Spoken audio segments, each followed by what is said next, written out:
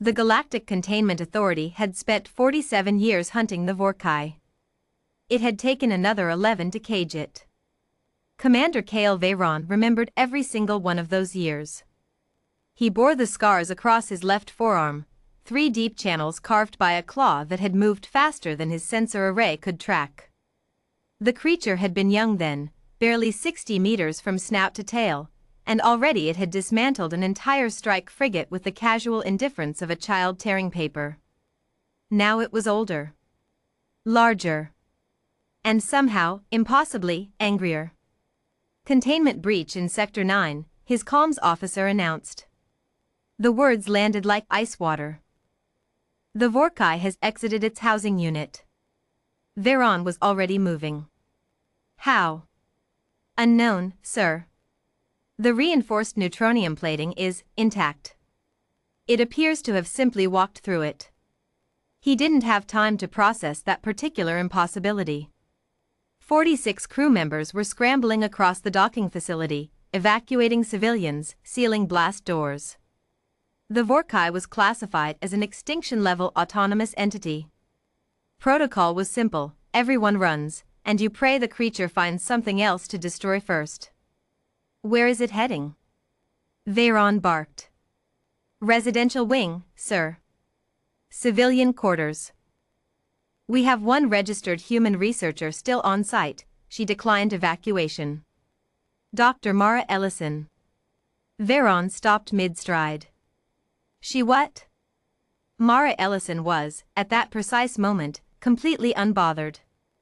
She sat cross-legged on the floor of her quarters, reviewing atmospheric data on her tablet while her cat, a 7-year-old orange tabby named Biscuit, arranged himself across her lap with the boneless confidence of a creature who had never once considered the concept of threat. The tremors had started about 4 minutes ago. The emergency lights were running. She could hear the distant thunder of something very large moving through corridors not designed for very large things. She reached down and scratched Biscuit behind his left ear. He began to purr. The door to her quarters didn't open so much as cease to exist. The Vorkai had to fold itself to fit through the gap it had made, coiling its massive obsidian-scaled body through the space like smoke given terrible weight. Its 4 eyes, each one burning with a bioluminescent amber that the xenobiology reports described as hypnotic to prey species, swept the room. It located the human. It fixed all 4 eyes on her. Mara looked up from her tablet. She said. The Vorkai had destroyed 17 space stations. It had cracked the crust of a moon simply by landing on it. Species across 6 star systems had built religions around avoiding its migration patterns. It exhaled a breath that warped heat signatures and made metal groan. Biscuit opened his eyes. He looked at the Vorkai. The Vorkai looked at Biscuit. What happened next would be debated in xenosociological journals for decades. Biscuit stood up. He stretched, a long, theatrical, deeply unconcerned stretch, spine-arching, front paws extending forward, small pink mouth yawning open to reveal needle-white teeth. Then he stepped off Mara's lap, walked 3 paces toward the Vorkai, and sat down. He stared at it. The Vorkai, for the first time in recorded history, made a sound that was not a roar, not a shriek, not the subsonic vibration that caused spontaneous hemorrhaging in carbon-based lifeforms. It made a sound that Mara's translator rendered, imperfectly, as, "What is that?" "That's Biscuit," Mara said. She set her tablet down. "He's a cat. It is very small." "Yes. It does not flee. He doesn't really do that."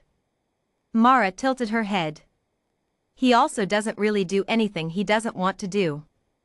So I'd take it as a compliment." The Vorkai lowered its enormous head. Slowly. The movement caused the walls to groan with the redistribution of displaced air. It brought its nearest eye, the size of a porthole, glowing like a dying star, to within roughly 2 meters of Biscuit. Biscuit sniffed at it. Then he reached out one orange paw and batted the creature's nose. The silence that followed was so complete that Mara could hear her own heartbeat. It struck me, the Vorkai said, with what her translator flagged as genuine bewilderment. He does that, Mara said. Don't take it personally. He does it to me too. The Vorkai drew back fractionally. Considered.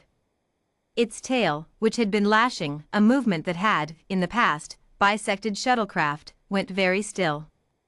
It regarded Biscuit with all four eyes simultaneously.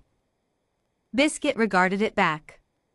Then, with the supreme self-assurance of an animal who had never lost a staring contest in his life, Biscuit turned around, walked back to Mara, and curled up against her knee, closing his eyes. He began purring again. What is that sound? The Vorkai said. Purring. It means he's content. He is content. A pause. In my presence. In my presence, Mara corrected gently. You're adjacent. Another pause. Longer this time. The small creature does not know what I am. Mara considered that. He might know. He just doesn't particularly care. She stroked Biscuit's back. He's like that.